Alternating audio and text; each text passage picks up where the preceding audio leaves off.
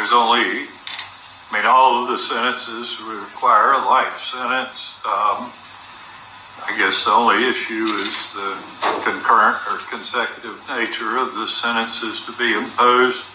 I'll let you be heard, Mr. Prince. Leave it to the court's discretion.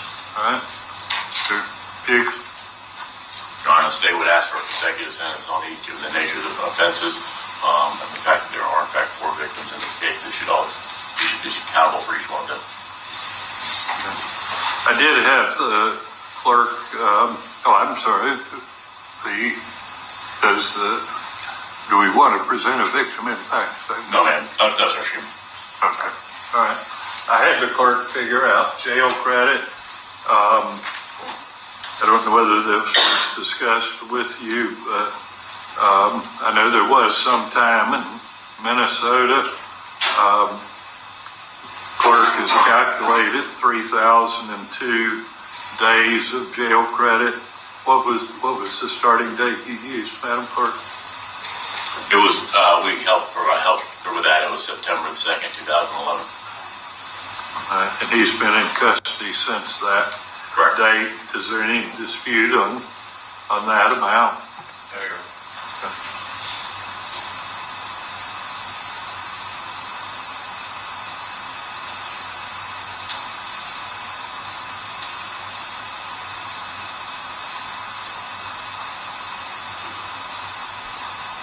Any other issues either side wish to raise? There.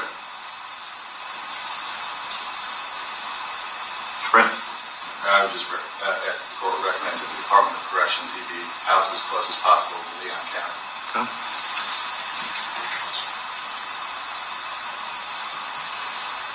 All right, Mr. Segura, based upon the jury verdict in this case on each of the 4 counts, I do adjudicate you guilty of each of those counts. On each count, I sentence you to life in prison. Counts 2, 3, and 4 will run concurrently with each other, but consecutively to count 1. So there'll be 2 consecutive sentences of life. As to count 1, you're given credit of 3,002 days. There's no credit as to 2, 3, and 4 counts 2, 3, and 4 since it's a consecutive sentence. Order $420 costs, $100 cost of prosecution, or reduce that amount to a civil judgment.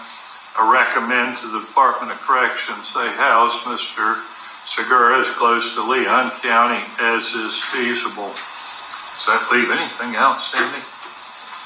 Your Honor, we just had a question regarding the screen erected to ensure the integrity of the process as it related to Ms. Wilcoxon.